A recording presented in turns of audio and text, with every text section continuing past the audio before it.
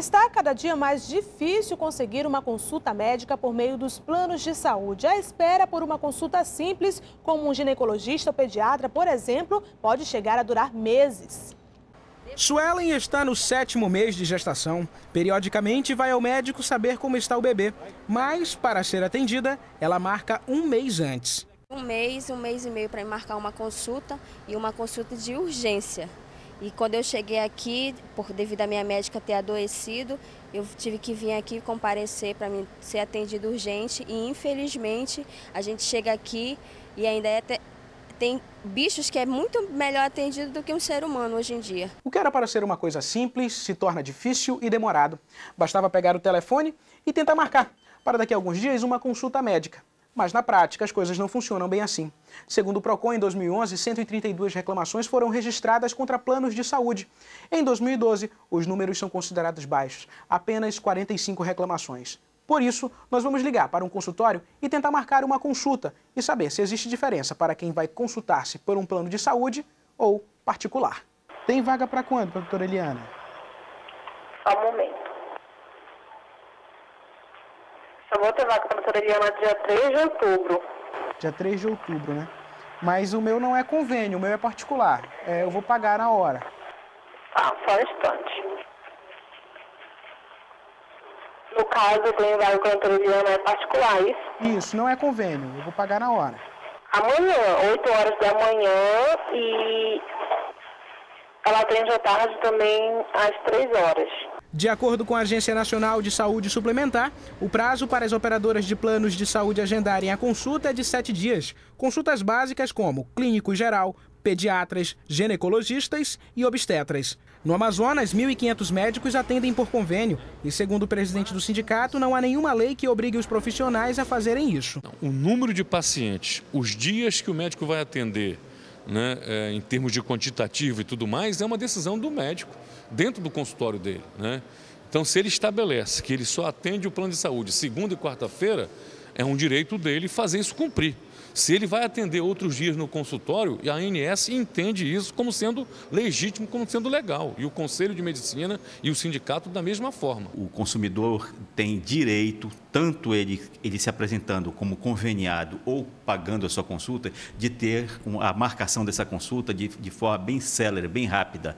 Não pode haver o que infelizmente acontece. Quando o consumidor se apresenta como conveniado, aquela consulta fica para 1 mês, 2 meses e até 3 meses depois. A Alessandra também está grávida e precisou esperar um bom tempo para ser atendida pelo obstetra, porque a consulta foi agendada por meio do plano de saúde. Eu liguei para 10 obstetras tentando marcar uma consulta e foi difícil. Hoje em dia a gente vê que não é mais garantia ter um plano de saúde para você ter um rápido atendimento, né? Hoje em dia você realmente espera como se você não tivesse um plano de saúde, como se fosse obrigação mesmo daquele médico te atender. Afinal de contas, você paga um plano de saúde, né? Quem se sentir prejudicado pode recorrer ao Procon na Praça 14 ou telefonar para o número que aparece no seu vídeo.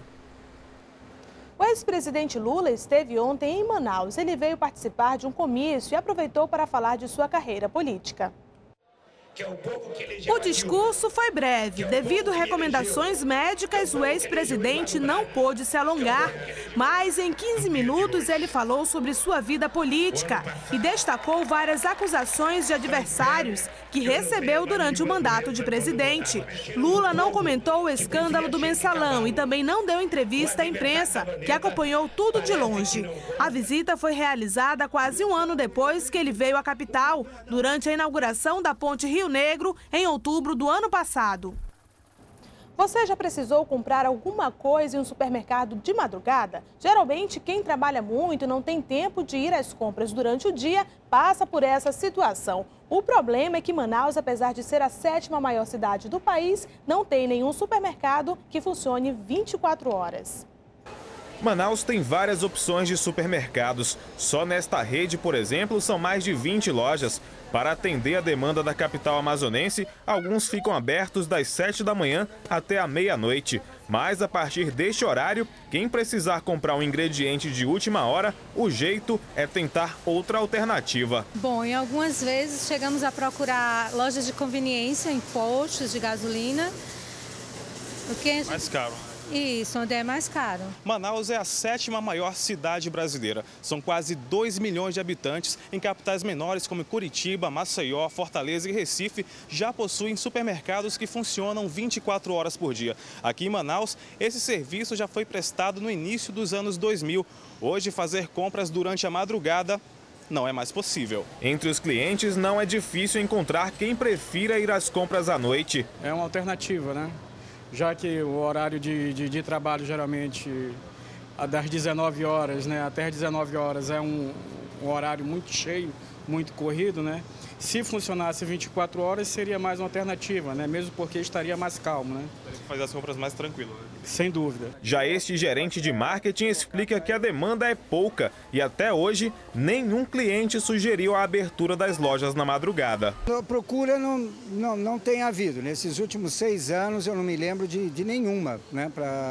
Mas, obviamente, se de repente houver uma demanda viável e for algum serviço a mais que a empresa julgar que seja importante atender, e vai estudar uma possibilidade, né? Sabe aquelas coisas do tempo da vovó que são tão difíceis de encontrar hoje em dia? Pois é, no bairro da Glória, na zona oeste de Manaus, um comerciante resolveu se especializar nesse tipo de mercadoria. Aqui se encontra quase tudo. TVs, disco vinis e tudo exposto no emaranhado de objetos. Lá no Careca é o nome do estabelecimento e, segundo ele, aqui são mais de 1.600 objetos e alguns deles nos chamam muita atenção, como, por exemplo, este ferro aqui da década de 40, um ferro a carvão e que traz muitas recordações para algumas pessoas. O senhor já chegou a se interessar por alguma delas para comprar? Esse ferro aqui, que é do tempo da minha mãe. Esse ferro aqui, eu acho que eu vou levar ele para mim. Que a gente soprava, a velha dava cascudo na gente e mandava a gente soprar aqui no buraco, para sair a cinza por aqui. Então, de tanto cascudo que eu peguei, eu vou levar esse ferro. Este moinho, segundo o proprietário, é dos tempos da monarquia. E tem mais relíquias: ferro a gás, fogão a querosene e este gravador da era de ouro do rádio. Toda semana eu vendo. Toda semana vem gente comprar. Vem gente até de Roraima, Nova Cidade, Cidade Nova. Seu João, conhecido como Careca, nos conta que foram mais de 30 anos colecionando tudo quanto é souvenir. Eu tenho até objetos que você nem imagina. Como o que, por exemplo? Por acaso, aqueles negócios de aparelho de som, gravador, vitrolinha. Alguns objetos são para lá de inusitados, mas cheios de história. Seu João Careca tem uma infinidade de coisas aqui, mas a gente ficou curioso para saber por que o senhor guarda esses chifres aqui. Porque, olha, hoje em dia, o gado que tem, tudo é igual, tudo é no hormônio, criado rápido, não dá tempo o chifre crescer. E esse daqui é gado de 18 anos, 17, 13 anos, assim. E aquele outro aqui, esse garrotinho aqui, já tinha 16 anos quando mataram, que o rapaz que criou ele que me disse. Ele não queria nem me arrumar esse. E o outro lado desse chifre, sabe onde tá? Tá na Polônia, que um padre amigo meu levou. Já ouviu falar aquele ditado que diz: eu já procurei nos 4 cantos e não achei? Dá uma passada lá no Careca. Quem sabe você encontra por lá. Você com certeza lembrou do passado. Obrigada a você que acompanhou o SBT Notícias pela internet. Até a próxima!